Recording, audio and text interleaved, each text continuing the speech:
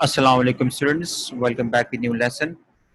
Today we are going to deal with our new poem, Beautiful Hands. This poem is written by Alan M.H. Gates. She was born in 1835 and died in 1920.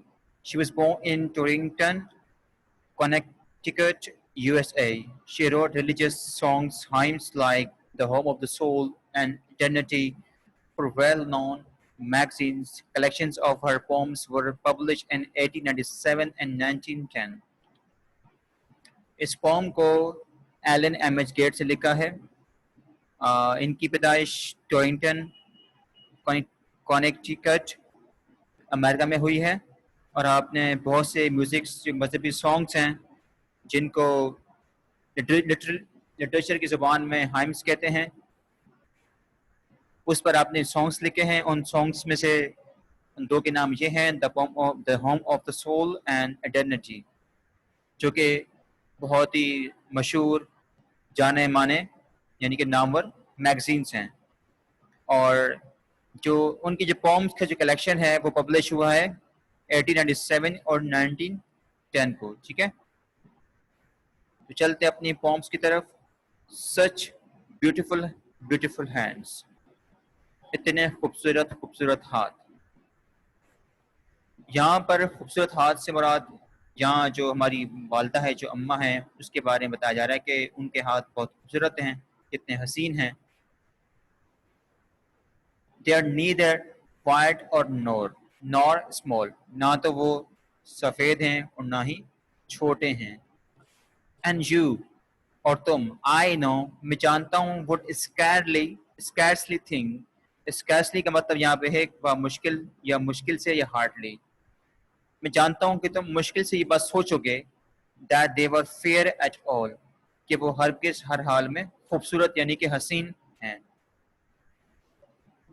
शायर कहता है कि I have looked on hands, मैंने हाथों को देखा, whose form and hue, form का मतलब शक्ल है, ह्यू का मतलब रंग यानी colour.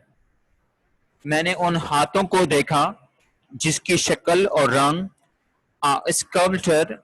Sculptors dream might be.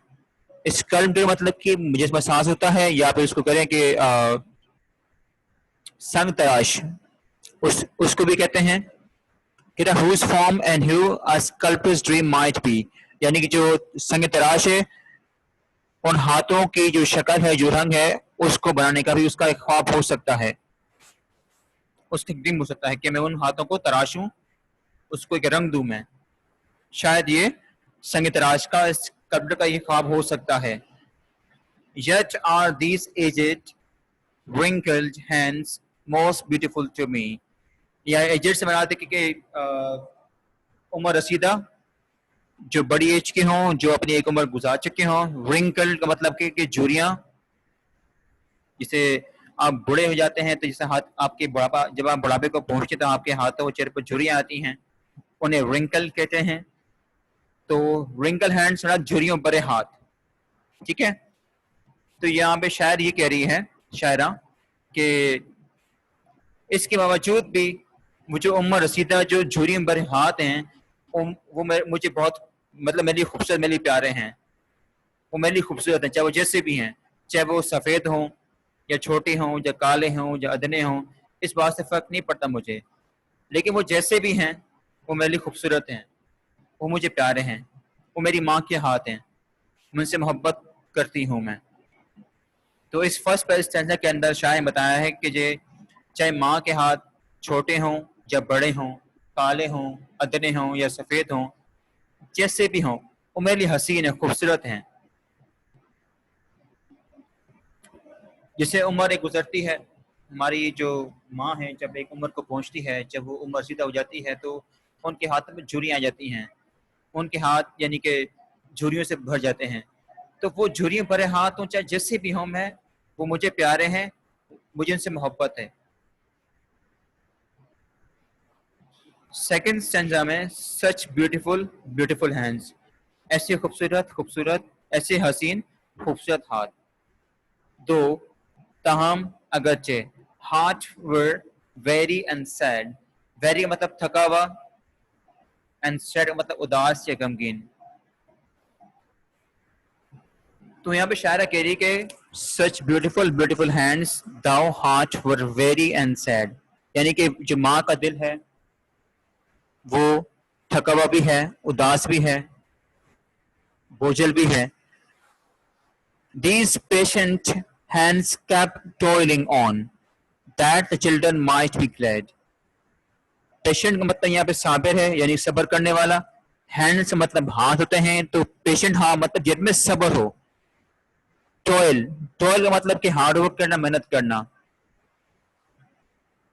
تو یہاں پر شاعر یہ کہہ رہی ہے کہ thou heart were weary and sad.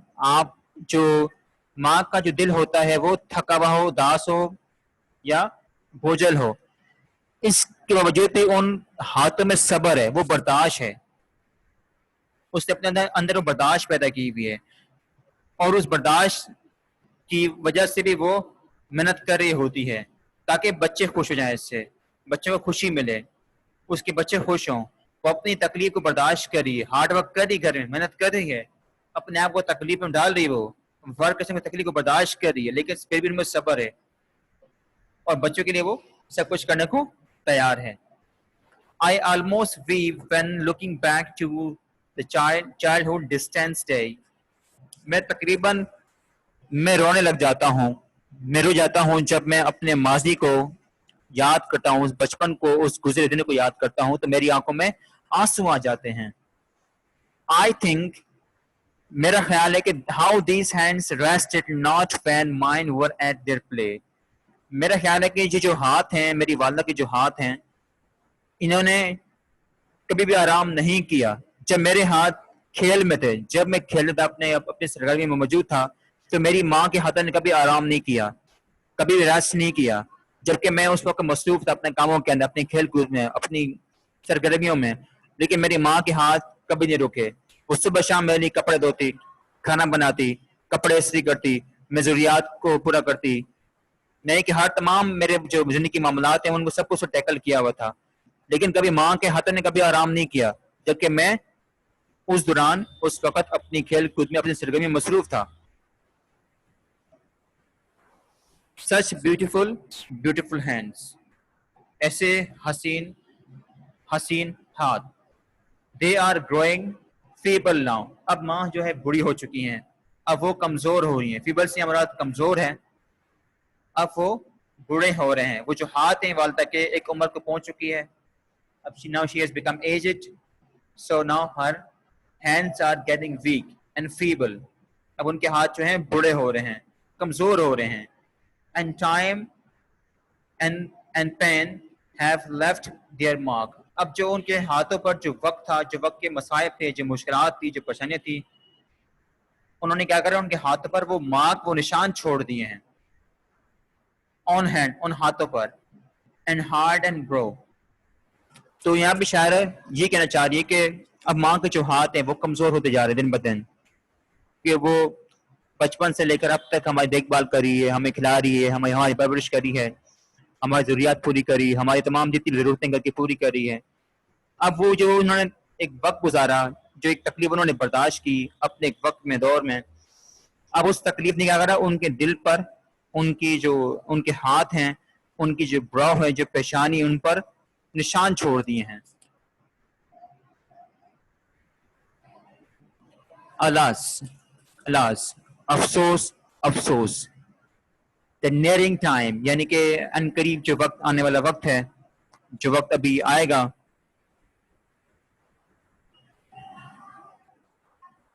اسے کہتے ہیں nearing time. یعنی کہ جسے کہتے ہیں عمر کا آخری وقت, ٹھیک ہے. And the sad day to me, اور وہ میرے لیے کیا ہوگا, ایک اداس دن ہوگا جب وہ وقت قریب آئے گا. جب وہ وقت دن قریب ہوگا, وہ دن میرے لیے اداس دن ہوگا جب میری والدہ میرے ساتھ نہیں ہوگی, جب ان کے ہاتھ کا کھانا مجھے نہیں ملے گا, وہ خدمت جو میرے ہاتھ سے اس نے کی تھی وہ مجھے میسر اویلیبل نہیں ہوگی. When beneath the daisies کا مطلب کیا ہے یہاں پہ درخت پھول ہیں جو لال رنگ کے پھول زرد قدر کے پھول ہوتے ہیں اس سے کہتے ہیں daisies. When beneath the daisies out of sight these hands must folded be. جب پھولوں کے نیچے یہاں سے یہ لکھا نا beneath the daisies کا مطلب یہاں پھول ہے. تو جب انسان جب بھی مرتا ہے جب اس کا موت والے اس کے اندر تو کہتے ہیں اس کو موت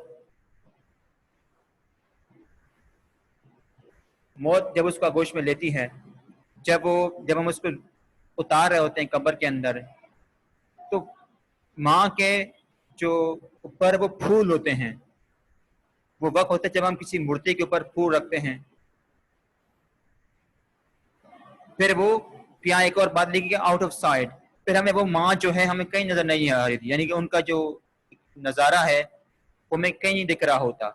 ان مرنے کے بعد جب انسان کو دفناتے ہیں تو دفنانے سے پہلے ہم اس کی باڈی پر اس پر پھول چھڑکتے ہیں اس کے بعد ہم پھول چھڑکتے ہیں.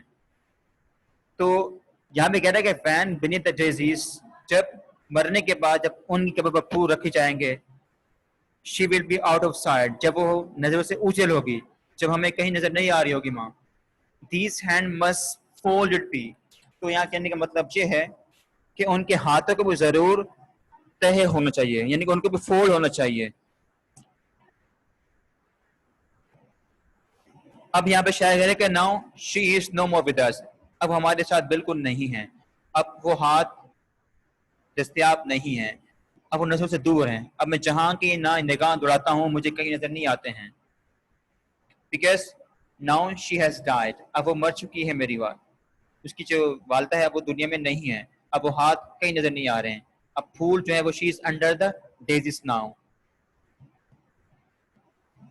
بٹ او لیکن if beyond the shady shadowy lanes کہہ رہا ہے کہ جو شیڈوئی مطلب کہ سایہ دار لینڈ مطلب زمینیں یا خطہ تو کہہ رہا ہے کہ اس جو سایہ دار زمینیں ہیں جو خطہ اس سے بھی دور where all is bright and fair جہاں بھی میں نگاہ دوڑاؤں دیکھوں تو ہر جگہ روشن ہے حسین ہے.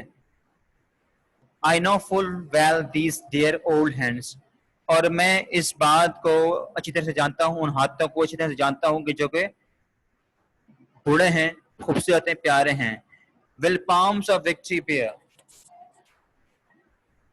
کہہ رہا ہے کہ جو نشان فتح وہ ہاتھ جو نشان فتح کو اٹھائیں گے یا اٹھیں گے. when crystal streams جب صاف و شفاف جو ندیاں ہیں جہاں صاف و شفاف ندیاں ہیں through endless air نہ ختم ہونے والے سالوں میں endless مطلب یہاں پہ جو ختم نہ ہو that are not going to end forever کہہ رہا ہے کہ جب صاف و شفاف جو ندیاں ہوتی ہیں through endless years وہ ندیاں جو کہ نہ ختم ہونے والے سالوں میں flow over golden sands اس ریت کے سنہری جو ذرے ہیں جو سنہری ریت ہے وہ اس کے اوپر سے گزر رہی ہوں گی. and where the old are young again جہاں پر جو بوڑھے ہیں وہ دوبارہ جوان ہو جائیں گے. I will grasp my mother's hand میں کیا کروں گی اپنے ماں کے اپنی والدہ کے جو ہاتھ ہیں ان کو پکڑ لوں گا میں. تو یہ پوم جو ہے بیسیکلی اس پوم کے اندر جو مدر ہینڈز ہیں اس کے بارے میں بتایا ہے اس شاعرہ نے جن کا نام ہے ایلن ایم ایچ گیٹس. اس نے ماں کے جو ہاتھ ہیں اس مشقت کو اس محبت کو اس صبر کو اس برداشت کو اس قربانی کو جو ہمارے لیے اس نے سیکریفائس کیا ہے بچپن سے لے کر اب تک جب ان کے ہاتھ بوڑھے ہو جاتے ہیں تو اس میں اس نے بہت خوبصورت انداز سے ڈپکٹ کیا ہے یعنی اس کی ڈپکشن کی ہے کہ ماں کے ہاتھ چاہے جیسے بھی ہوں چاہے چھوٹے ہوں کالے ہوں گھورے ہوں جیسے بھی ہوں وہ میری عزیز ہیں میری پیارے ہیں مجھے ان سے محبت ہے. جب ہم اپنے کاموں میں زندگی میں مصروف ہوتے ہیں تو ماں کے ہاتھ کبھی نہیں رکتے. وہ کیا کرتی ہیں کہ وہ دن رات صبح شام نہ آرام کی پرواہ کرتی ہے نہ دن کو دیکھتی ہے نہ رات کو دیکھتی ہے وہ ہمارے سب کچھ قربان کر رہی ہوتی ہے.